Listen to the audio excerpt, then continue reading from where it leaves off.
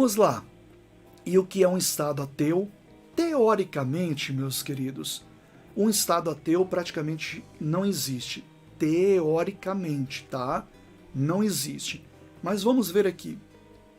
Um Estado ateu é caracterizado pela proibição ou perseguição às práticas religiosas.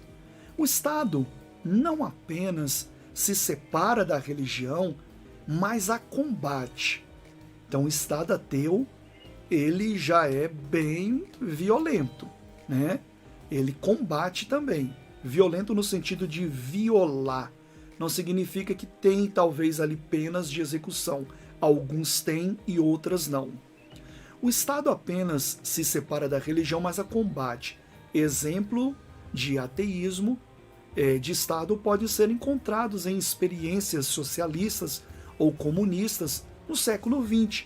Temos ali, né, as várias histórias ali, por exemplo, de Karl Marx, aquelas de Engels, né, outros socialistas, onde viveram essas experiências e que se caracterizou num Estado ateu, né? A União Soviética, por exemplo, a antiga URSS, né?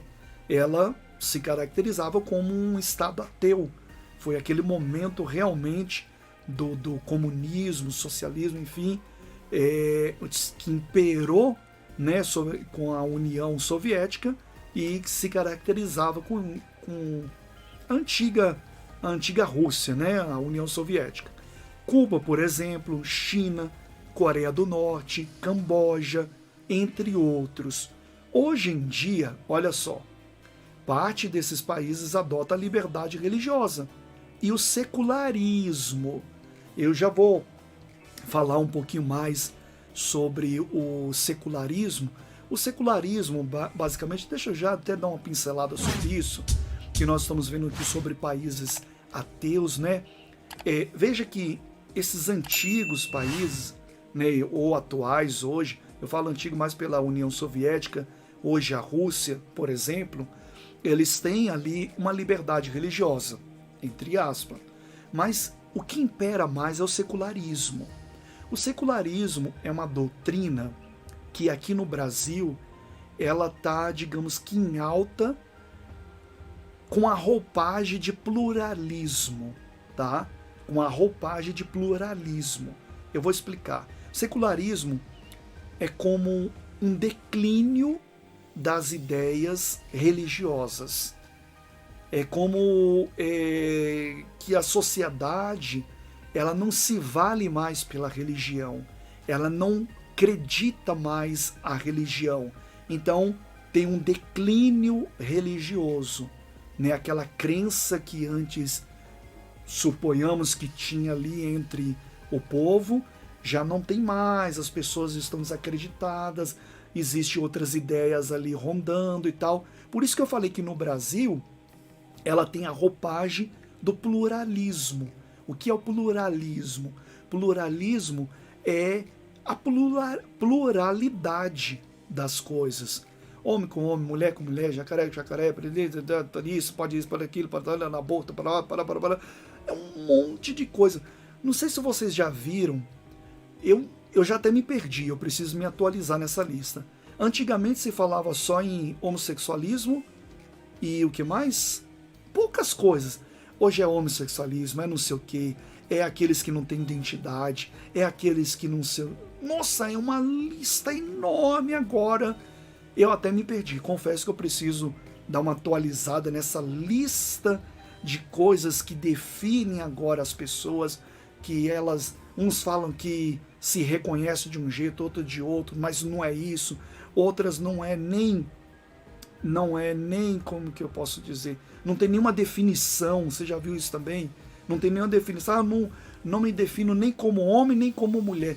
Sabe, esse pluralismo vai crescendo, naturalmente também um declínio religioso, que aí vem a questão da secularização.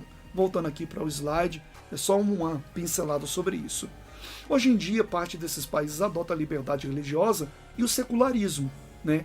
A Rússia, por exemplo, é um país laico, Acredite você, a China garante a liberdade de crença, apesar de permitir apenas um conjunto de religiões registradas. Então, garante, de certa forma, um conjunto de religiões ali. A Coreia do Norte, essa daqui é problemática, hein? Também permite oficialmente a liberdade religiosa, olha só. Né? Apesar de que cerca de 64% da população norte-coreana não professa nenhuma religião, segundo Davi Alton. Então, segundo Davi Alton, não professa 64% da população. Então, isso é um Estado ateu. Voltamos, então, para a nossa Constituição. Artigo 5º, inciso 6 da Constituição de 1988 do nosso país. E aqui, o que diz aqui é inviolável a liberdade de consciência e de crença, sendo assegurado a liberdade, assegurado o livre exercício dos cultos religiosos e garantida, na forma da lei, a proteção aos locais de culto e suas liturgias. Então veja que passamos por essa liberdade religiosa, entendendo a laicidade do país, o país laico e as suas outras formas de governo em outros países, e chegamos no Brasil, onde nós temos um Estado que é laico, que não é de confissão, né, não tem uma religião oficial e que dá essa liberdade ao seu cidadão.